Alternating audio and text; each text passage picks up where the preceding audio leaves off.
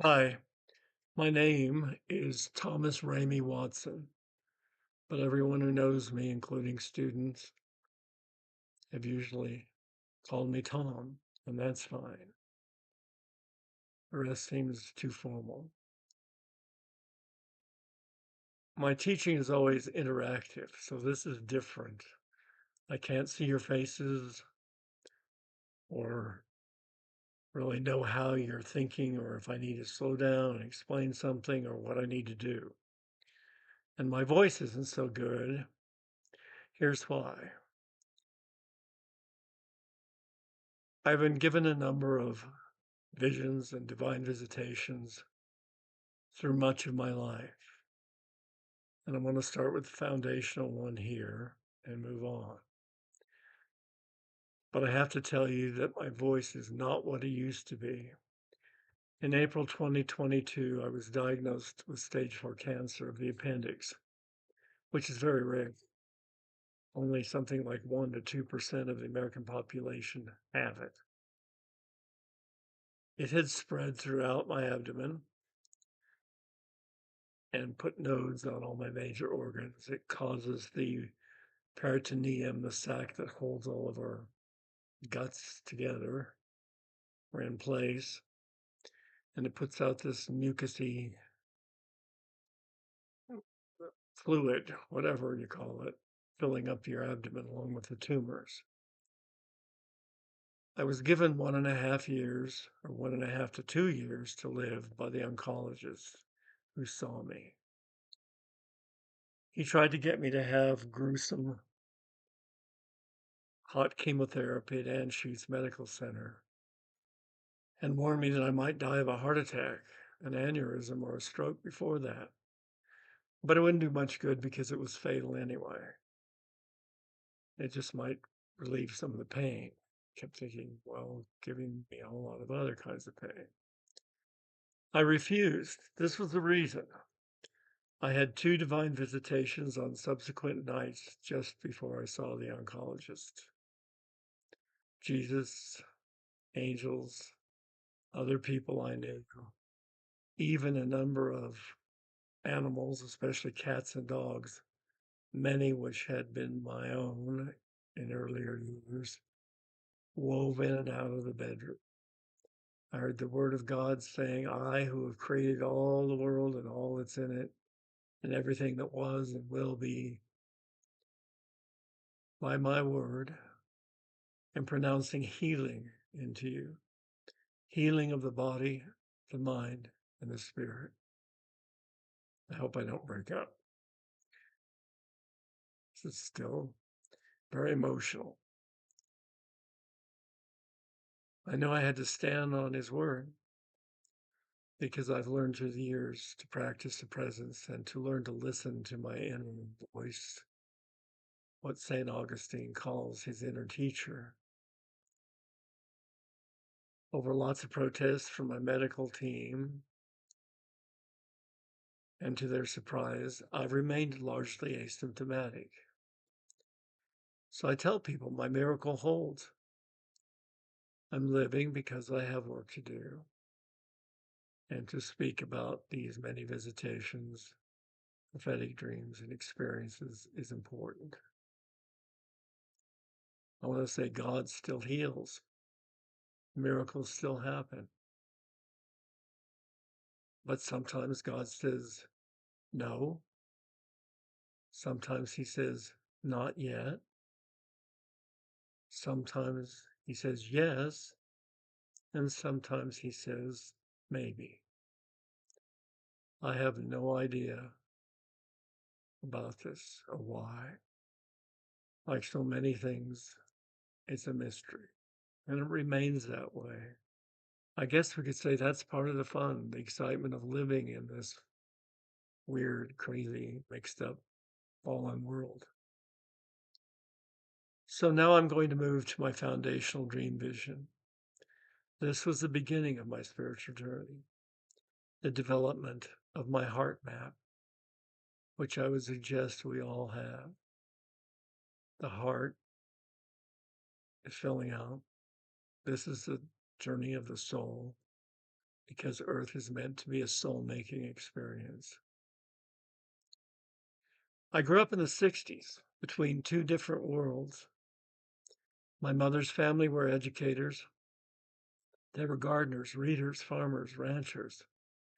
One of my grandfather's ancestors was said to be Jacques Laronie, a French-Canadian explorer who became a rancher.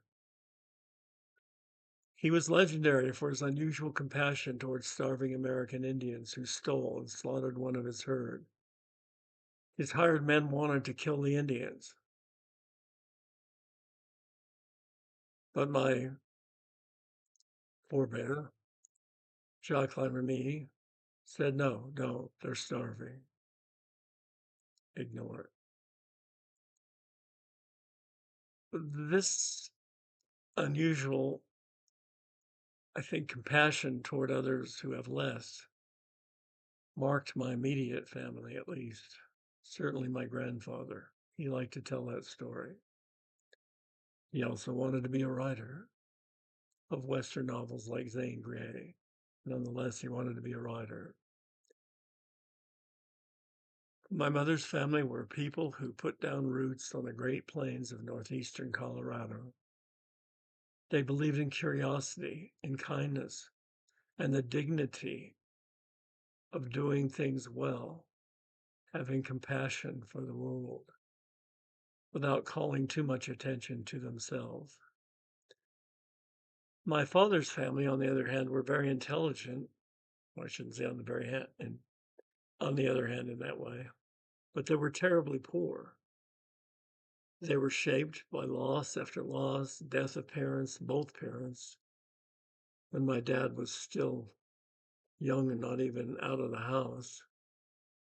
They were marked by instability, lack of connections, and the rough survival ways and talk of the coal mining community in Louisville, Colorado.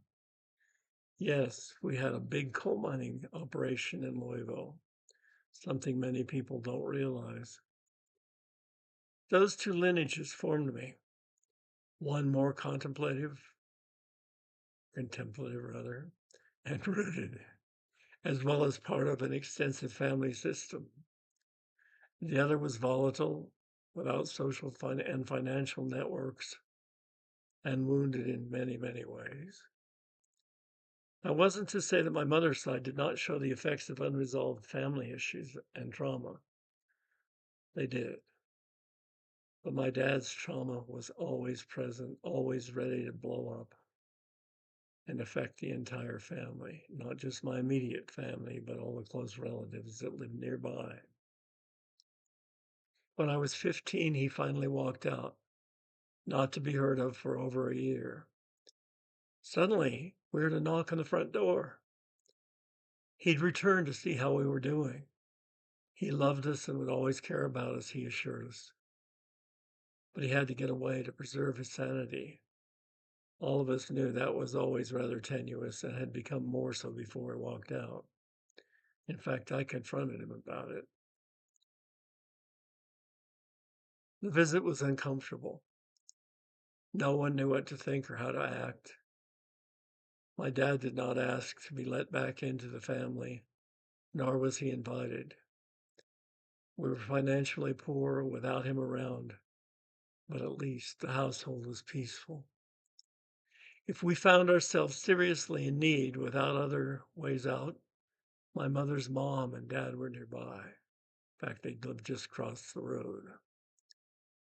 Living frugally as farmers and ranchers did, they believed that she needed to do her best with what she had.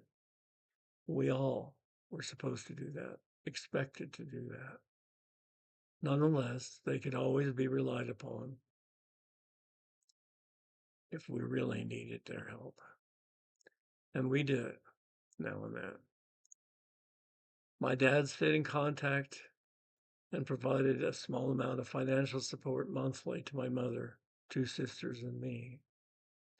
Both my sisters, by the way, are younger. One a year and a half younger, and Vicky, the youngest, is 8 years younger. So in many ways, I was sort of like her surrogate dad and big brother. In 1968, I graduated as one of two valedictorians in my remarkably intelligent high school class that teachers recalled and talked about for years. When I entered the University of Denver that fall, the whole country was shaking in distress. It was 1968. The Vietnam War was heating up more than ever. Well, I'd not known the discord deeply in my conservative and insulated hometown. DU was a different story. The war was coming to a crisis point. Students and faculty were questioning everything. The air was thick with fear and upheaval. No institution went unquestioned. After all, they'd gotten us into this bloodbath. I mean, the institutions, if not actively, then by complacency. Sure, there were protests. There were more churches who were protesting, but the war went on, increasing and on. The casualties kept rising. I had no doubt about attending the University of Denver, and they welcomed me with open arms and full scholarship. A university with nearly 7,000 undergraduate students and only a few hundred fewer graduate students. DU was founded by Governor John Evans in 1858 when Denver was newly created and essentially a small mining camp still. Lying on acres of well-kept grassy grounds in the suburbs of South Denver, it was dotted with Gothic buildings named for Marjorie and Mary Reed, a Romanesque old main, an old stone chapel, even a conservatory, or observatory rather, and other attractive old buildings. Friendly and welcoming with small classes, it was affiliated with United Methodist Church, which was pretty liberal and hands-off Christian, but nonetheless very moderate, not interfering. It was mostly white people of various political and religious beliefs who coexisted without erupting into battles. But the tensions were present. One of my friends, also a member of the university-wide scholars program, whispered one day to me that she joined the Weatherman, a student-led organization dedicated to toppling what they believed our imperialist and racist government. I could not help but become more aware of such criticisms, though taking extreme positions was not and never has been for me. Another friend and colleague in the English Department Honors Program began looking more and more like a walking skeleton in flesh because he held a low draft number and couldn't take the chance on being pulled out of college and thrown into the jungles of Southeast Asia with a rifle and orders to kill other human beings, labeled the enemy. Others, many others, regularly did drugs, marijuana, speed, and LSD.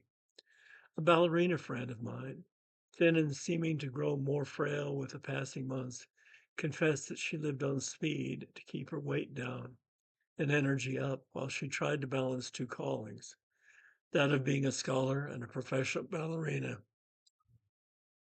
who even got written up in the news for being a rising star. And she was good at that. She was also very bright. Others were on birth control, enjoying sexual freedom and having abortions, which they now and then told me about. The world was on fire, a fire that we certainly felt increasingly on campus. And inside my own life, another fire was burning. Extremes were not for me. While curious, sexual promiscuity was not for me either, nor were drugs. I didn't want to take a chance on a bad trip or screwing up my mind. I valued it too much. I still do. Unfortunately, it's still all there. Looking for stability and certainty in a loving relationship, I married in my second year of college. I was 20, and Colorado required my dad's signature, which he gave me, though he expressed fear that my wife would get pregnant and I'd be strapped with early fatherhood. He was living in Denver for years at that time, 2 years. My fiance, the same age, was not required to have her dad's permission. She talked me into marrying her. Crying, she said that she would have to commit suicide if I didn't marry her. I'd taken her virginity, her most precious commodity. God had declared that reserved for marriage. All she did with me was talk about sex, which made me think she was offering her supposed virginity to me, though she knew an awful lot about sex that I had no idea about, and a lot of it seemed very weird. It seemed that she was begging me to help her lose it. If she really had it to begin with, something I doubted more and more as I got to know her better. My wife's family were rigid fundamentalists. She claimed a confident Christian faith. Although the Christianity that my family held was far less rigid, less dogmatic, and certainly not judgmental and preoccupied with sex. We had sexual scandals on my mom's side. Two of my grandfather's nephews and one of my grandmother's nephews were caught in a gay sex ring composed of many heterosexually married professional men, mostly of age, legal age that means, except for my grandmother's nephew, who was maybe 15. He lacked the connections and money to get out of it and ended up fleeing to San Francisco, where he shortly died of AIDS. No one in the family could admit it. Cancer, they said, which I guess was probably true. He probably had Kaposi's, but it wasn't entirely the case. As I came to discover, my fiance had never had a conversion experience, something fundamentalists and evangelicals stress.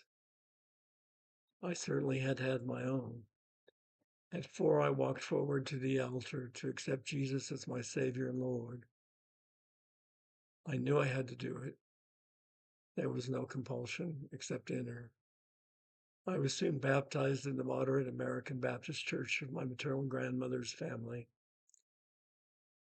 There, the emphasis was upon a personal relationship, a personal walk with Jesus. It was in no way hellfire and brimstone or threatening, just a little boring. Actually, I found it quite boring and seeming pretty superficial because all my life I've been driven to find out more, to go deeper, to understand more. My fiance said she was attracted to me because I was a liberal Christian who rejected the old fogey beliefs of her self-righteous parents. Yes, they were old fogies. There was no doubt about that. As time passed, I realized the fact that my mother's parents had acres and acres of farm and wheat land didn't make marrying me any less appealing. My fiance's 8th grade educated dad owned a modest plot of wheatland near Greeley and worked as a janitor to supplement the iffy income supplied by farming. Everyone who farms and ranches knows about that. I didn't believe that everyone who wasn't a Christian would go to hell, as my fiance believed and her family believed. I did not believe that being able to recite all the books of the Bible and in order was some sort of spiritual trophy, as my fiance believed. She was told it. She believed it. I didn't believe the Bible was without error and contradiction. Clearly, it showed various views of God and his actions in history from the Hebrew, then early Christian traditions. That was before we married. That was when she thought I was cool. I met her in my senior year of high school. My mom had moved to Greeley to finish her bachelor's degree, which she'd stopped years before at Colorado Women's College in order to put my dad through DU. He was there on the Veterans Bill, the Vets Bill. I stayed in our house, refusing to leave my hometown because I was headed for valedictorian in my class, along with 4 others. We were the smartest class that ever went through school, according to educators for years. By the end of the last quarter, however, I was one of 2 valedictorians still standing. My then girlfriend loved to talk about sex, especially the strange notions that she picked up from what seemed her similarly obsessed girlfriends, and books like Peyton Place and Valley of the Dolls, which she loved to tell me about. I thought they were really stupid, frankly, and just crazy. Her younger brother had gone through a number of promiscuous girlfriends. He was only too glad to bring dinner table conversations around his sex, going into great detail about what he and his newest girlfriend had got up to.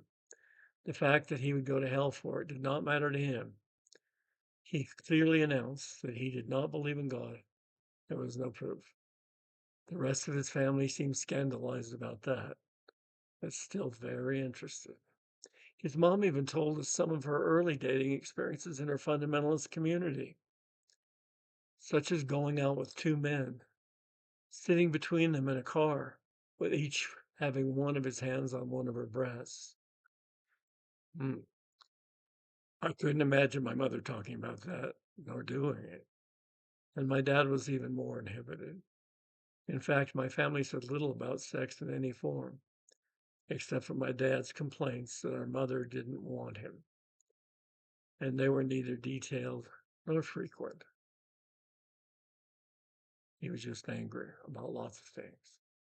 In high school, I came across Hugh Hefner's early messaging that sex didn't harm anyone, that didn't harm anyone was morally acceptable. It was a very simplistic view, and I later learned how complicated sexual relationships really are. But at that age, it seemed reasonable. My girlfriend liked that perspective. That is, until we married. We had sex my senior year lying in a blanket, on a blanket outside on the 4th of July. She squirmed beneath me as fireworks went off in the sky, complaining that it hurt. But she whimpered that she was so glad that Liberation Day had finally happened. Free, free at last from her parents' tyranny, their need to enslave through their unyielding, quote, God says it, I believe it, that settles it, end of quote, mentality. My mom was glad that I had a girlfriend, a good person, a Christian, a talented musician, who was also a friend of my 1.5 year younger sister, Diane. My youngest sister, Vicky, wasn't old enough to care. I was her older brother, serving in many ways as her father figure, as I've said. I read her Emily Dickinson and encouraged her to learn to garden, not to mention making me laugh. But a week before our marriage, my mom called to tell me that she had this terrible revelation that my fiance was not who she pretended to be. She'd used Diane to get to me, to find a husband and prove that she was no loser.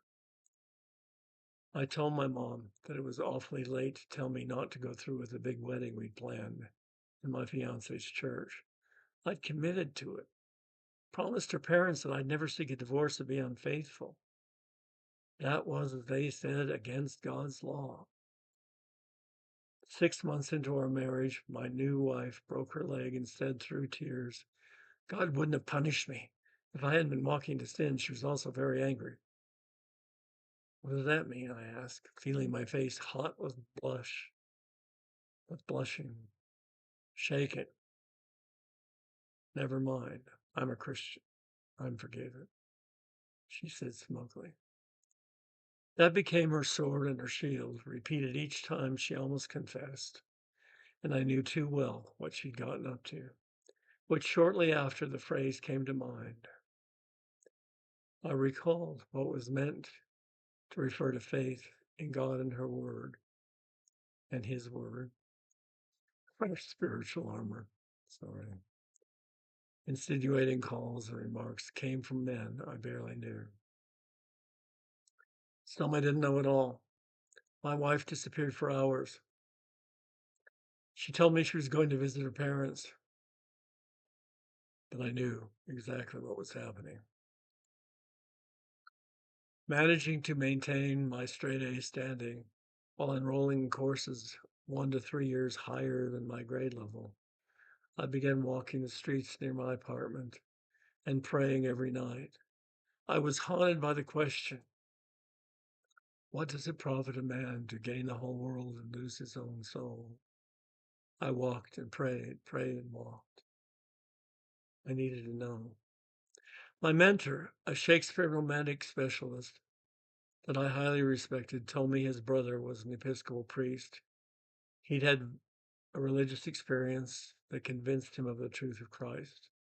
He, however, that is my mentor, was agnostic, like many of my professors. I needed to know if Jesus was real, know if he was who he said he was, one with the Father made visible on earth, the firstborn of many brethren, the one that I almost 2 decades before accepted and long felt some sort of relationship with. A notion that my love of Wordsworth, Donne, Blake, and American transcendentalists encouraged. I needed to know if Jesus was real, not a mere notion of inherited faith, not one of borrowed faith, not fundamentalist fear, but my brother,